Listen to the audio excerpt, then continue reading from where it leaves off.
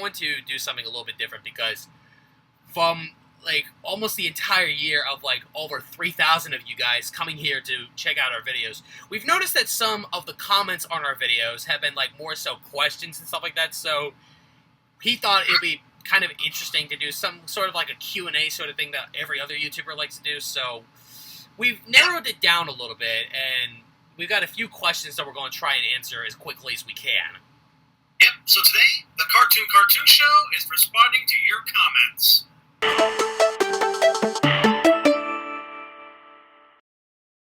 First up, in our throwback video featuring Cartoon Network's version of the Nutcracker, at Daniel Love 25280 wrote, someone out there track every single cartoon character onto these dancers, talk about dedication.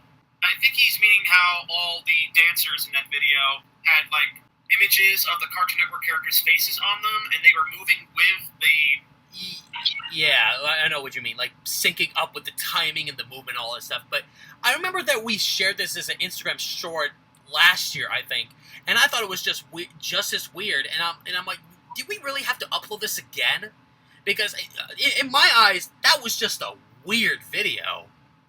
Yeah, well, we were trying to, share as many Cartoon Network Christmassy related things as possible, but, the holidays can get a little bit hectic and stuff like that. Yeah, so that's why we abruptly stopped, because we both were pretty busy at that time, but I gotta admit, those dancers must have had a lot of fun dancing for Cartoon Network, especially when they saw it on TV and had, like, pictures of Finn, Jake, Mordecai, Rigby, Gumball, Darwin, Uncle Grandpa, and Steven Universe plastered on their faces. As a matter of fact, at Yandall Movies 849 wrote, is the C really a female?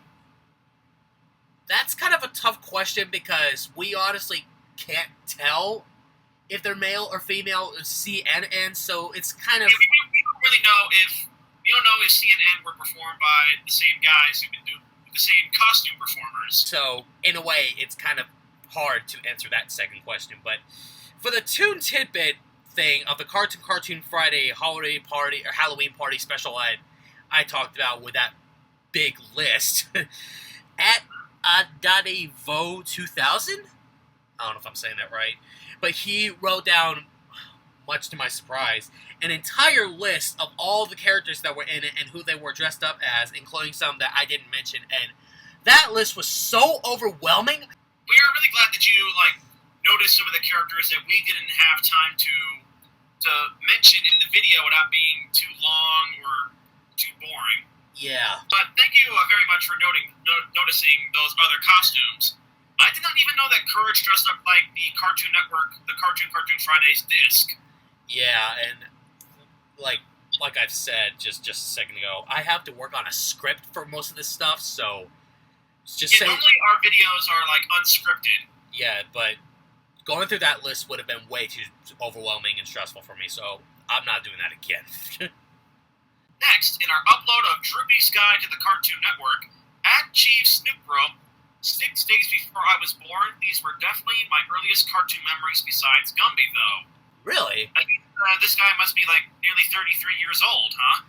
Yeah, and Gumby, wow, Gumby. When was the last time I've ever heard that? Because... And Jays /47465 wrote, yo, this aired on my birthday. I wasn't born in 1992, though. Well, that's okay. I mean, at least you share the same birthday. At least for this one. This one's right on my alley because of the very, very short-lived and criminally underrated Victor and Valentino, where we did a review about one of my personal favorite episodes, Escape from Bay Bay Bay, another one being Lucius.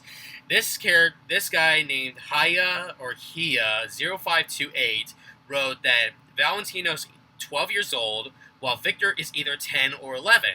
And honestly, that's actually kind of intriguing, because I don't think that was ever, revealed in the show, per se, because... Yeah, we never really found out how old Victor or Valentino were in the series. Yeah. So I thought that question was left up to the fans. In a way, it's kind of funny that Spanish birthday things were talked about in Clarence, but it's kind of sad that not in Victor and Valentino. I'm like, really? An episode like that would have worked if they had a good plot for it, but... Darn it. Next up, in our tribute to Primal screen, the Atamora Archive wrote that Primal Screen influenced her a lot, and to have a career as a designer, God bless that studio, heartbreak icon, cherry icon. I think, I don't know if it was you or if it was me who first heard about it, but when I saw this on Twitter, I'm like, whoa, what?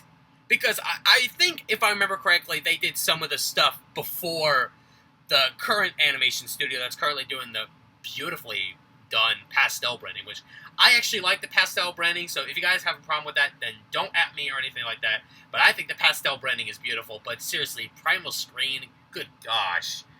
May that studio rest in peace, man. Yeah, Primal Screen will be missed. But I'm still mind blown that we did an interview with flipping Spencer Rothbell. Like, gosh, just saying those words out of my vocal cords, it blows my mind. But Yuki Hun wrote something that is a little bit questionable, and I'll get to why in just a sec. This is the first time where I got mentioned in a video, and it's about illegally uploading clears to my Google Drive. Well, Yuki Hun, you see, piracy is kind of it's trying to find a right word to say about it, but piracy is not really something that companies like, per se, so I stand by piracy being a crime. I'm sorry. I stand by piracy being a bad thing, because if you think about it, it can kind of do some serious damage to Hollywood and all. As long as nobody's like selling any of these, as long as nobody's like making a profit off of these cartoons, I think they're just like putting them up online so people can see them. Yeah, but like I said, but in all seriousness, it can do some serious damage in the long term. So that's why this is why I prefer, me per se. If you want to support something like this, just support physical media.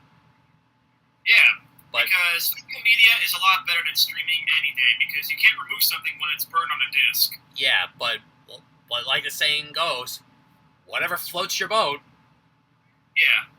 And finally, in our video about Checker Pass airings of the show Evil Con Carne, Foxbox Archives 2059 asked, lastly, in our video about the Checker Pass airings of the show Evil Con Carne, Foxbox Archives 2059 asked if any of the episodes of Evil Con Carne were shown in low quality when they were part of Cartoon Network's Cartoon Planet back in 2012. Unfortunately, since I did not watch Cartoon Planet a lot during that time, unfortunately for me, I can't answer that question. But if you're talking about how low quality, I must admit, the low quality and all that stuff for the way that they air that today is just terrible and inexcusable, because enhancing it with stuff is literally just right there. So why couldn't they just upscale it or something? Like, upscaling, not so much. Remastering, a lot better, because you can personally remaster each frame one by one. But to answer your question, Foxbox Archives, we have no idea if they aired the Evil Con Carne episodes in poor quality like they did with Checker Pass, because neither of us has seen or even watched Cartoon Planet. Yeah, I mean, we hosting segments with Brock and Zorak, but not like actual broadcasts. Yeah, so we really can't answer that. Sorry.